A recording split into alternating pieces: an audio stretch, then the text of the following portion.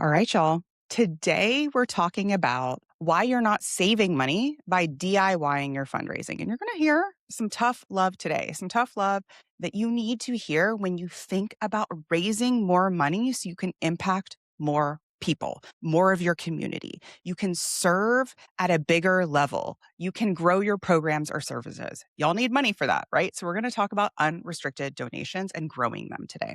Now, a lot of organizations come to me and think they can't afford support, whether it's fundraising or leadership or marketing or communications. We can't afford support. So they do what feels responsible, figure it out themselves, right? DIY it.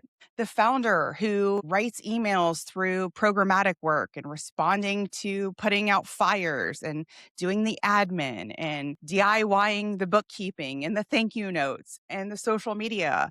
And oh, yeah, fundraising and board packets and donor calls and bookkeeping and whatever emergency appeared that this morning, right? And now, especially in the last 18-ish months, I would say, it felt like now there's a solution.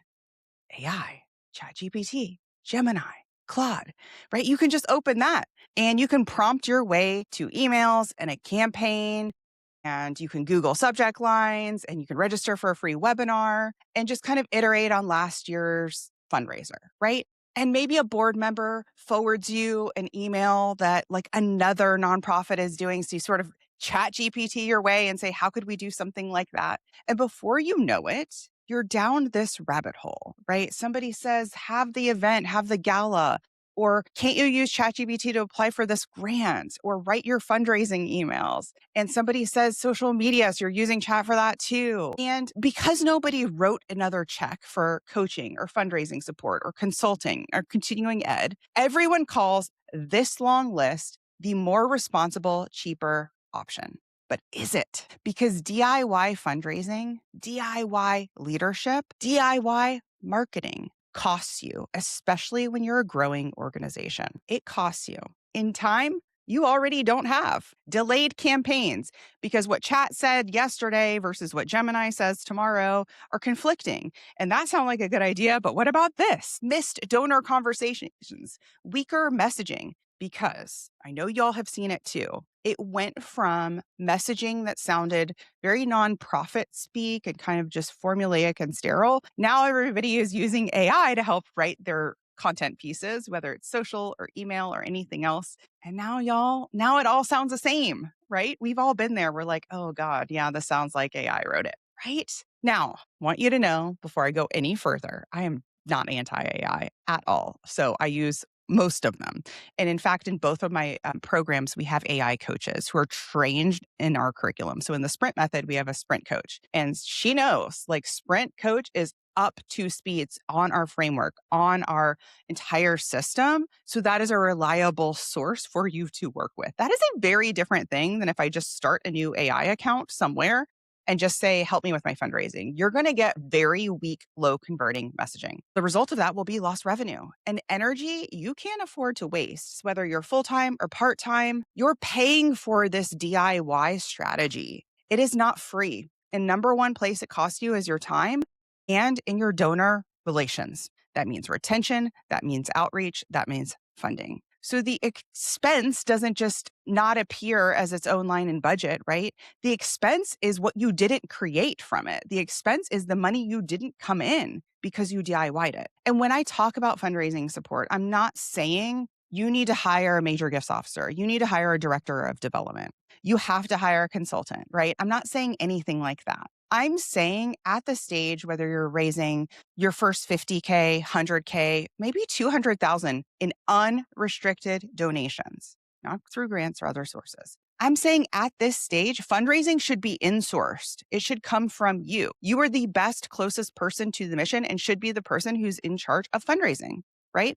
You know the stories, the community, the donor relationship, that should come from you. I don't want you to outsource that, but you need to know how to do it. You need the skill of fundraising. You need the skill of communicating with your donors. You need the skill of building awareness and marketing to donor prospects. You should not have to teach yourself an entire profession through Google searches, free trainings, outdated advice, random board member ideas, trial and error in front of actual donors. And that's what I see so many organizations falling into because they want to be quote unquote responsible, right? You're like, well, I can't, we're still growing. We can't really afford any of this. So you're DIYing it and it is costing the people and communities you serve. Full stop. Because you're figuring it out on your own. I want to talk today about why investing in whether it's a system, a tool, a coach, feedback, some sort of support can move your organization forward, grow it much faster than DIYing it. Let's talk about the first piece. You are paying with the most expensive time in your organization. So if you're spending 15 hours a week doing a lot of this stuff, figuring out when to fundraise, who to fundraise to, writing the social posts and emails and finding photos and fixing that broken donation page, and figuring out, is that even the right page to use? What should your campaign say? That is time you're not spending talking to donors, running your programs, or helping manage your program person. Building community relationships, supporting volunteers, growing your volunteers, following up with people who already care, making decisions only you can make. There are other decisions you don't need. I always talk about the printer toner, right? You do not need, as the CEO, as the executive director, you just want your staff person or your freelancer or your admin person who works a few hours a week. They can order the printer toner. You do not want to be the person doing that. I want you out creating these relationships, out fundraising.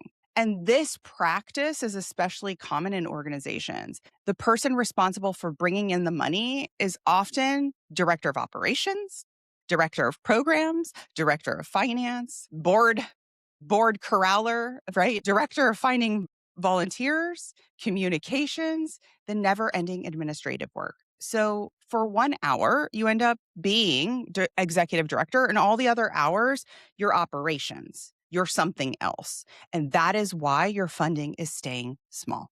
That's it. Because when you're trying to remember your CRM password, or you're responding to what feels like a fire you need to put out right then, or you're figuring out how to be a good bookkeeper, because by the way, you weren't trained in that either, right? Fundraising gets pushed to nights, weekends, whenever scraps of time remain. And you think, and your board thinks, you're doing the fiscally responsible thing.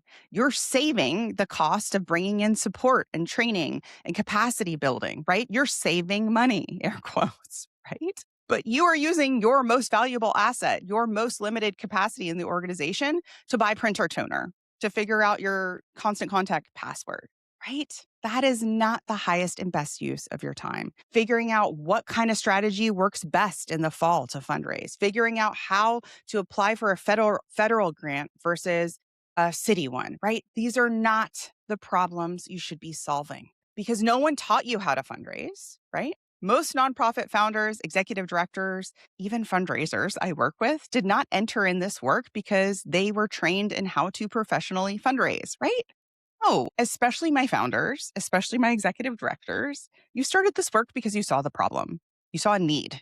You understood the community, the people. You're very excellent in program, right? You know the programs. Like that, those are your people. You love it. You understood it. You understand. You care deeply. And fundraising became your job too, right? It was like, well, if you want to do that, you have to do this too, right? So this is a really common place that a lot of people find themselves, which is fundraising is an afterthought, right? Everybody acted like you should just know how to do it or you should be able to DIY it, figure it out, Google it. How hard could it be? How to choose, what to fundraise, what strategy to use, how to move donors beyond friends and family. If you are listening and the majority of your donors are friends and family, you need to get into the sprint method. Very, very common that I see with organizations. That is where we start, right? You work your network. Your network is friends and family. But at some point, you're like, it's getting weird with my best friend and my aunt because I keep asking them. We need to get beyond that, right? So how to bring in new donors, how to ask people to give again, not just once a year or once in a while. Nobody taught you. And then you maybe attended a workshop or something like that, or picked up a book at the library that had like a bajillion different ideas on donor stewardship that you and I both fell asleep reading, right? Annual funds, moves management, but it didn't tell you what to say on Tuesday. And it didn't tell you what to do over the summer when you don't really have a fundraiser planned, but oh my God, you need an influx of funding, right? You can learn every term in the fundraising dictionary and still have no idea what to ask your donor today or what to send them tomorrow. And a lot of traditional old school fundraising advice was also built for a very different time, a different organization, and an organization that has a staff, a team, development, comms, major gifts, admin, operations, programs. If you don't have that, that's not your reality, then what? Well, you get to learn that skill, right? That's why I created the sprint method. Your reality doesn't have to be one that is, squeezing in a free 30-minute something here or an hour there between your board meeting and your program. You don't have to only rely on AI and Google and YouTube, right? And if you feel like you're bad at fundraising, if you feel like, why can't I get it? Why can't we grow like these other organizations are growing? It's not because you're bad at it. It's because you were never given a simple, modern system designed for an organization like yours, the one you're actually running and growing. Now, let's talk a little bit about what this looks like week to week. You're paying for every week that your campaign does not launch. So DIY fundraising tends to drag on. You with me? Have you ever wanted to do a hobby? Anything. So, like, I'm thinking about scrapbooking. Like, say you wanted to scrapbook. With my recent travel, I've been working on kind of like they call it junk journaling, where you journal, but also you basically can glue in photos, mementos, anything into the journal. And it's like this very tactile journal. So I've been working on that from our trip to Greece. One of the things I noticed was I wanted to do it and I hadn't done it. So I had my stuff to do the journaling and then hadn't done it. And it sort of in days turns into a week, turned into a little bit longer. Now, had I signed up for an 8-week junk journaling class, you better believe that shit would have been done. Would have been done. I'd be on my third one by now. Why? Why? Ask yourself why. It's the same thing when you join a program.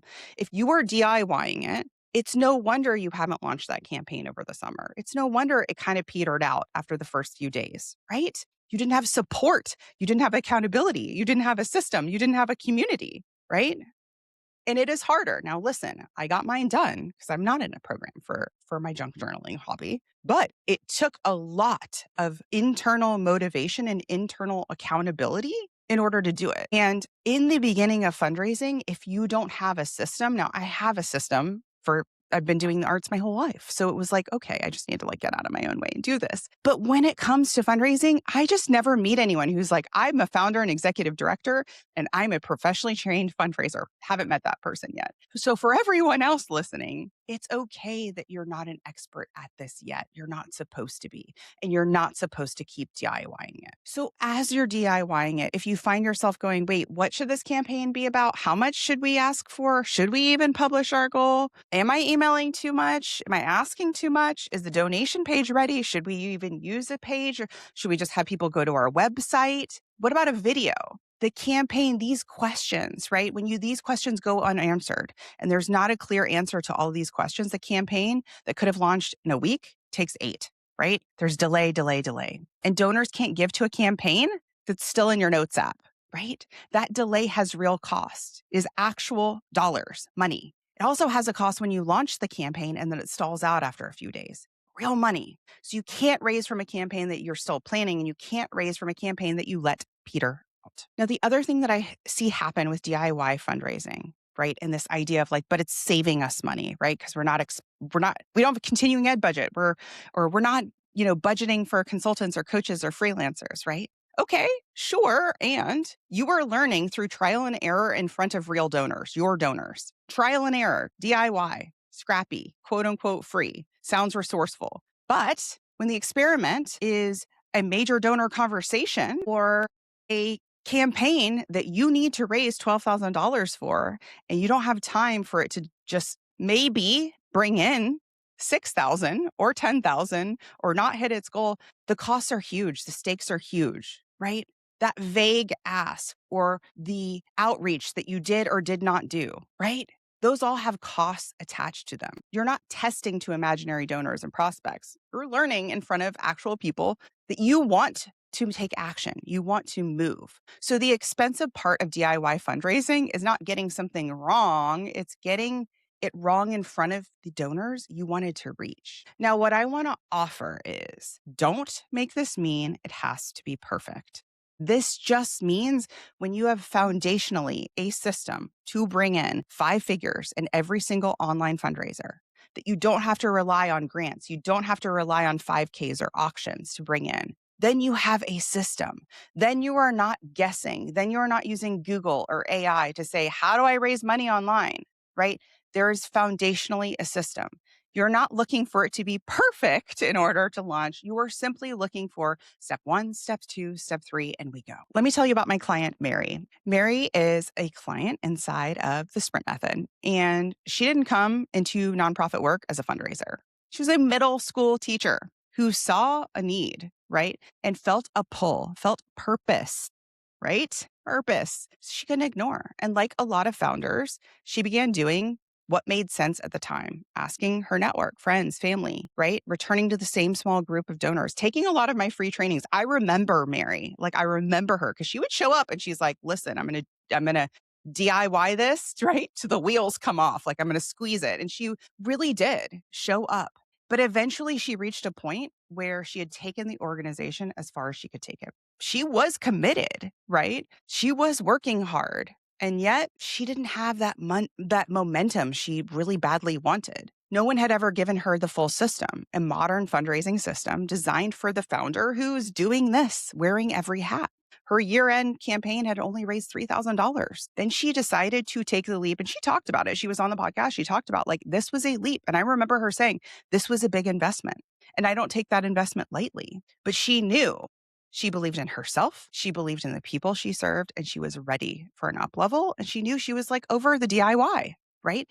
And she could see the DIY was costing her money. The risk wasn't a one-time investment in joining the Sprint Method for a full year of support. The risk was staying where she was at. So after narrowing in, building her first sprint, she raised $12,000, blew her goal out of the water, blew her big dreams out of the water. This was back in 2025. She had the biggest year end to date for the organization. She didn't have to invent a strategy anymore. She didn't have to keep strategy hopping. Same founder, same mission, same staff size, AKA just her. Different strategy, different layer of accountability, community, support, the full suite. Right? Mary shared that she basically wore every hat in the organization. And she reached that point of like, this is as far as I can take it with what I'm doing, right? She knew she needed something else. She joined Sprint and it has been up and to the right ever since. It's an honor. It's an honor to coach her. It's an honor to watch her organization and the girls that her organization serves in Africa. It's an honor. She has now renewed, so she's in Sprint for another year. She sees the power of this work. She believes in the power of this work. It works. Having the support, having the training, having the coaching, it works. Now, are you creating more work because you don't know which work matters? I see this a lot. You're like, I don't have time to implement a new system. I don't have time to do more. I am not actually asking you to do more. I'm actually asking you to do less because there is, if I look at like a pie chart of how you're spending your week, whether you're part-time or full-time, there is chunks of that pie you can stop doing. Stop completely. Low ROI activity. And a lot of times when you're DIYing it, you can't measure what is higher ROI, what is working, what is bringing in dollars, leads, donors, what is not. Coach can help you do that. Also want to tell you about Sophia and Jamie. Sophia and Jamie were prepping to produce a large gala because that's what their board suggested. That's what the industry suggests. That's the way to raise big money, right? This was a co-founder-led organization, a significant investment, multi 5 figures. It's going to take a lot of time, a lot of risk attached to that. Figuring out silent auctions and centerpieces and table linens and food and how much and sponsors and selling tickets before you even get donations, selling tickets, right? They ended up pulling that entire plan. I'm so glad they did. They ended up canceling the big gala, didn't have to make the big investment. They joined Sprint instead for a teeny tiny fraction of that. They held a lower lift event. They went on to raise $20,000 in a few months. They raised nearly $9,000 in one weekend. They came in and they keep raising. They've raised over $20,000 in their spring fundraiser this year. They have not stopped. The best 12, now longer, 14 months probably, of their organization's history. They are doing this as co-founders. They are doing this with full-time jobs. They are doing this with caretaking and responsibilities outside of work. And I'm so honored to work with them, right? So they said the campaign approach, the what we teach in Sprint, was more effective and less work than the Gala. Yes, you could do this from your laptop. They also describe using the same structure again and again and again when they were on the podcast, because you're not reinventing a system from brand new, right? So instead, you're iterating on it. And they have some of the most creative ideas because this ends up being a muscle they build. So if you think about joining a gym, it's like the first time you do your full arm routine, you're like, all right, I'm going to stick to that. And then as you get the hang of it, you're like, what if we start adding this? Or what if we start, instead of just using body weight, we add a machine, right? You start iterating on it and you get bigger, your muscles get bigger, you get more confident at the entire process, you get more creative. And then the crazy part for anyone who does not like fundraising, you actually start to look forward to it. Can you imagine? Can you imagine being like, I look forward to it? Sprints are so fun, you guys. They're so fun. You will start looking forward to your sprints. A couple more things before we wrap up today. AI has made it easier to create more mediocre fundraising. Now, I love having our AI coaches inside our programs, but just throwing everything over the wall to AI is not going to move the needle on your fundraising, okay? We have entered kind of a sludge era in that it's helping you write maybe your emails or content or, some board packets or things like that, but it starts to say things like, together we can create change. Help us empower the community. Join us on this journey. Y'all, anyone could say that in anywhere, right? It's not technically wrong. It's just forgettable. It's not moving the needle. It's not inspiring your donors to give. So yes, it's helping you produce words faster, but it is getting you stuck in that treading water, that DIY cycle. Okay. So the goal is not to produce more copy faster or more content faster. The goal is to say something that donors actually remember and are inspired to give from. And if you are part of an organization where we can't afford support has become a loop, whether it's something like my program, whether it's hiring an admin person, whether it's hiring a virtual assistant, just anything, right? This is the biggest one. This is like a cultural norm if it's inside your organization that I want you to right side. It's very insidious because whether it's you or your board, you tell yourself that, you'll invest in fundraising support or you'll invest in this other support once the organization is bringing in more money, right? But you are struggling to bring in more money because you do not yet have a strategy, system, and support to help you grow. You with me? So you continue to DIY. You continue to get another kind of average or disappointing result from those DIY campaigns. Then you tell yourself budget is too tight, and then you repeat the same cycle again and again and again. That's the loop. And you keep waiting to raise more money to invest in learning how to raise more money. What are we doing? Now, our profession does this, so I'm not just calling you out. This is like normalized in the nonprofit sector, but no other profession treats learning the core skill like an unnecessary expense. So think about it, like a brain surgeon does not say, listen, medical school is expensive. I watched 12 YouTube videos. I read some articles. I got a book at the library. Hand me the scalpel. Let's go. No, a pilot is not crowdsourcing landing instructions from Facebook groups while the plane is descending. No, right? We learn the skill. They are trained to learn these skills. Even sales. Companies train salespeople on messaging, objections, conversations, follow-up, the entire workflow. They're not hiring people saying, you're our new salesperson. I want you to bring in $500,000 of our product each month. Here's a list, go do it. No, they're saying, here is our proven process. Here is our training. Here, we're bringing you up to speed, right? They're not saying you care about the product, go figure it out, right? But nonprofits are expected to learn how to fund the entire organization from free stuff, from DIY, from random advice, from old school. You do not need to outsource your fundraising. Now, I'm not saying you need to go hire a director of development or major gifts person until you're financially ready, right? Until you have room in your budget to hire that role. That is not what I'm saying. You need to insource the investment in learning how to do it well, okay? Free is not automatically frugal. It's not automatically a savings. Free advice can send you towards the wrong campaign and the wrong time, delay your launch. teach you tactics designed for a $10 million organization. I feel like raising my hand right now, right? How many times have you sat on some training or read some strategy that is great for an organization that has a team of 50, right? Does it make sense, right? So I want you to think about your first $500,000 of unrestricted individual donations. So if you're an organization that hasn't hit that number, I want you to think about, and if that number is too far away, go to 250, your first $250,000 in donations. And for you, if you're already there, think about 500. And if you're already there, go to $1 million, go to your next benchmark. Okay. But for $500,000, you do not reach your first $500,000 by inventing 5 brand new fundraisers each year, right? You create that path to your first $500,000, your next million, and million after that by finding what works, improving on it, repeating it, doing it more often, growing your donor base, strengthening the donor relationships, making the decisions faster, giving people more opportunities to say yes. The slowest path to that $500,000 is figuring it out one campaign, one mistake, one DIY, one Google, one search at a time. Nothing compounds unless it's being turned into that repeatable system. So the Sprint method, my program where I teach founders and solo-led organizations, emerging organizations, how to raise 5 figures in every fundraiser, is officially open. Now is the time to join. You can grab our bonus stack, plus you can get in at the lowest price when you join during open enrollment. You are investing in knowing what to do, why it works, what to ignore, stop doing, what happens first, how to repeat the process. You're paying to shorten the learning curve, collapsed timelines, okay?